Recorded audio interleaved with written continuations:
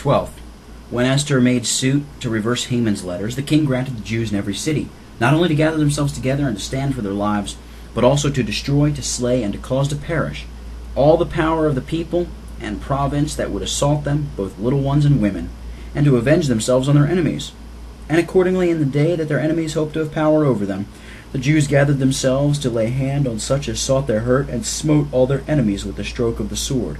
Esther 8, verses 11 and 13, and Esther 9, verses 1 through 5, etc. They had indeed that law of nature fortified by the king's accessory authority, as Valentinian, by his edict, granted the like liberty to resist any unjust invader, to depopulate the lands of his subjects, that he might be forthwith liable to a deserved punishment, and suffer that death for which he threatened. And the like of Arcadius is extant in the Justinian Code, how it may be lawful for every man to vindicate himself and the public without the concurrence of a judge. But that doth not exclude the lawfulness of such resistances in case of necessity without public authority. So here it was not the king's commandment that made the Jews avenging themselves lawful. If it had not been lawful before and without it, it gave them only liberty to improve that privilege which they had from God and nature. Surely their power of resistance did not depend on the king's command, as is proven in Head 5. Ergo, neither their power of avenging themselves to prevent their murder by their enemies, which they could and were obliged to do, if there had been no such authority. Ergo, it was not only suspended upon the king's authority, and, as for Haman's sons and adherents, being Agagites, they were obliged by a prior command to avenge themselves on them on all occasions, by that command to destroy Amalek. Therefore it must be lawful, even without public authority, in some cases of necessity, to prevent the murder of public enemies, by laying hands on them that seek the hurt of all the people of God. Secondly, there are some precepts from which the same may be concluded. First, there is a command in the first penal statute against murderers. We read Genesis 9, verse 6, quote, "Whoso sheddeth man's blood, by man shall his blood be shed," unquote. Here the command is given in general to punish capitally all murderers. But there may be some that no magistrate can punish, who are not here exempted, to wit, they that are in supreme authority, and turn murderers, as was said above. Again, the command is given in general to man involving all the community, where the murderer is, in guilt, if his blood be not shed, as we find in the Scripture. All the people were threatened and punished because judgment was not executed. And when it was executed, even by these who were no magistrates, the wrath of God was turned away, whereof there are many examples above. Further, if the command to shed the blood of murderers be given before the institution of magistracy, then, in case of necessity, to stop the course of murders, it must be obeyed when there is no magistrate to execute it. But here it is given before the first institution of magistracy, when now there was no government in the world, but family government, as Curates on the place saith, quote, "When this law was given, public judgment was not yet constituted. Therefore the natural right and law of taliation is here held forth, which, when mankind was increased and divided into several nations, was justly permitted only to judges, some cases excepted, in which that primeval right did remain," unquote. And if any, then in this case in question, and if in any, then in this case in question. Hence Lex Rex answereth the prelate, essaying to prove that a magistracy is established in the text, denies that by Adam, by man, must signify a magistrate, for then there was but family government, and cites Calvin, of the same mind, that the magistrate is not spoken of here, though this command afterwards was given to the magistrates in Numbers 35, verse 30. Yet in the case of necessity, we must recur to the original command.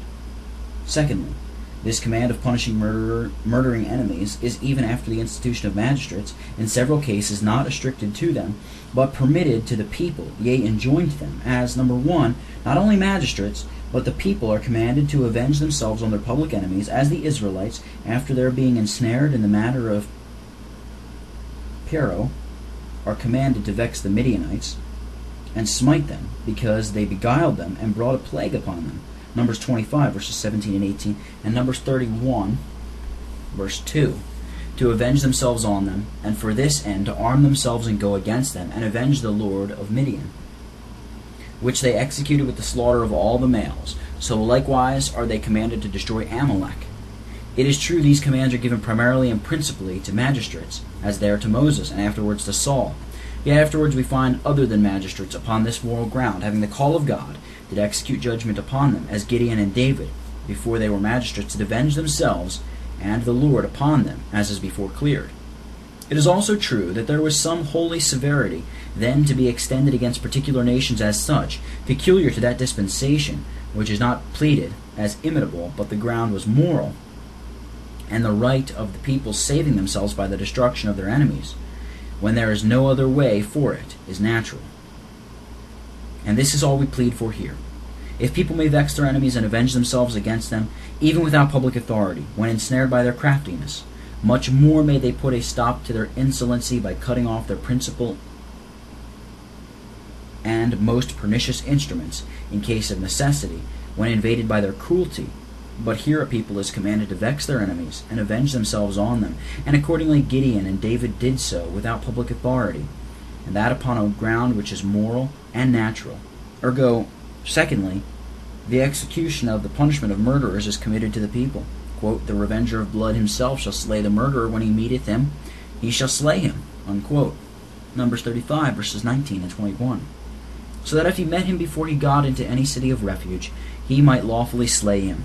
And if he did flee to any, he was to be rendered up to the avenger's hands. Deuteronomy 19, verse 12. That the guilt of innocent blood may be put away from Israel. Verse 23. This revenger of blood was not the magistrate, for he was the party pursuing. Numbers 35, verse 24. Between whom and the murderer the congregation was to judge. He was only the next in blood or kindred. In the original, he is called Goel, the Redeemer, or he to whom the right of redemption belongs, and very properly so called, both because he seeks redemption and compensation for the blood of his brother, and because he redeems the land from blood guiltiness, in which otherwise it would be involved.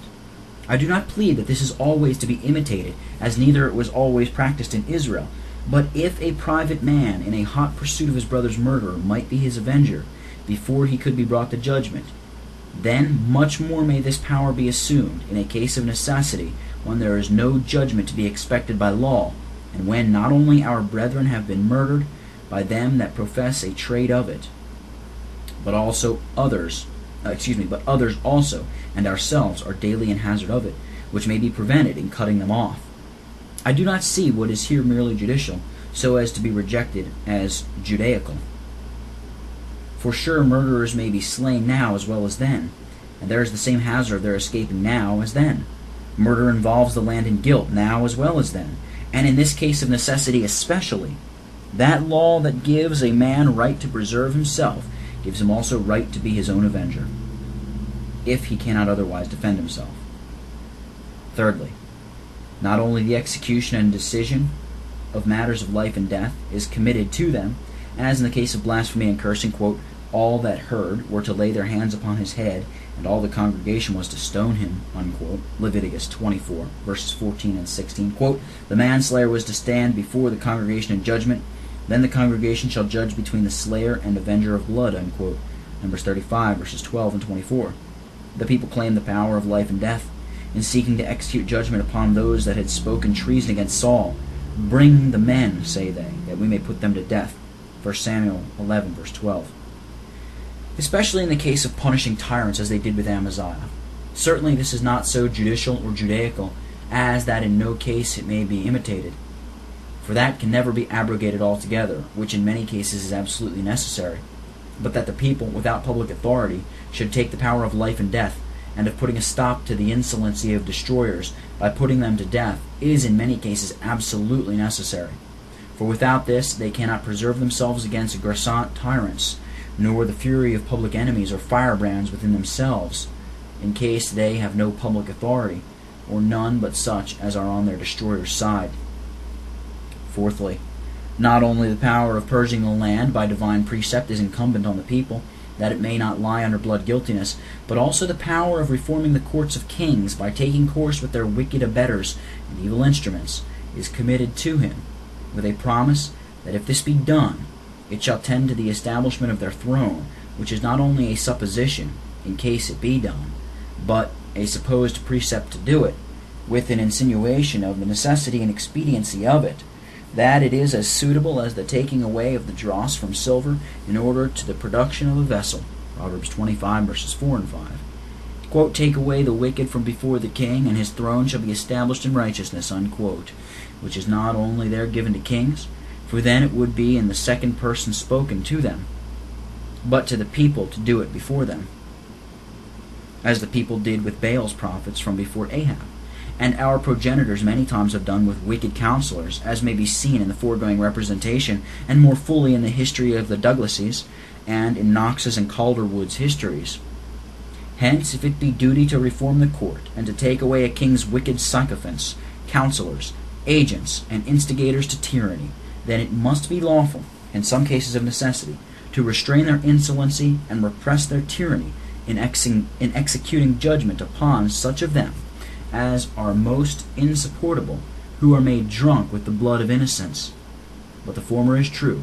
Therefore, fifthly, for the omission of the executing of this judgment on oppressors and murderers, involving the whole land in blood guiltiness, which cannot be expiated but by the blood of them that are so criminal, not only magistrates, but the whole people have been plagued. As for Saul's murdering the Gibeonites, the whole land was plagued, until the man that consumed them, and devised against them to destroy them, 7 of his sons were delivered unto them to be hanged up before the Lord, 2 Samuel 21, verses 5 and 6. So also for the sins of Manasseh. The reason was, because if the magistrate would not execute judgment, the people should have done it. For not only to the king, but also to his servants, and to the people that entered in by the gates, the command is, execute ye judgment, and deliver the spoiled out of the hand of the oppressor, Jeremiah 22, verses 2 and 3. Though it be true, this is to be done by every one in their station, justice, and order being preserved, and according to the measure of their office, and it chiefly belongs to judges and magistrates, yet this is no wrong to justice, nor breach of order, nor sinful transgression of people's vocation, not only to hinder the shedding of innocent blood, to prevent God's executing of what he there threatens, but also to execute judgment on the shedders, to prevent their progress in murdering villainy, when inferior as well as superior magistrates are oppressing and tyrannizing. Therefore this seeking and doing and executing judgment is so often required of the people, in such a case, when princes are rebellious and companions of thieves, and in the city where judgment used to be. Now murderers bear sway, Isaiah 1, verses 17 and 21. The Lord is displeased where there is none, Isaiah 59, verses 15 and 16, Jeremiah 5, verse 1. See this vindicated in Lex Rex, question 34, page 367, and in Just Populi, cap 10, page 237. Number 3. That command concludes the same against idolaters, apostates, and enticers thereunto. Deuteronomy 13, verse 6, etc. Quote, if thy brother or thy friend, which is as thine own soul, entice thee secretly, saying, let us go and serve other gods, thou shalt not spare nor conceal him, but thou shalt surely kill him, because he sought to thrust thee away from the Lord thy God. And all Israel shall hear and fear, and do no more any such wickedness. Unquote. And verse 13, etc. Quote, if thou shalt hear say in one of thy cities, saying, certain men of the children of Belial are gone out, and have withdrawn the inhabitants of their city, saying, let us go to serve other gods. Then shalt thou inquire, and behold, if it be truth, and the thing certain, thou shalt surely smite the inhabitants of that city with the edge of the sword, destroying it utterly. Unquote.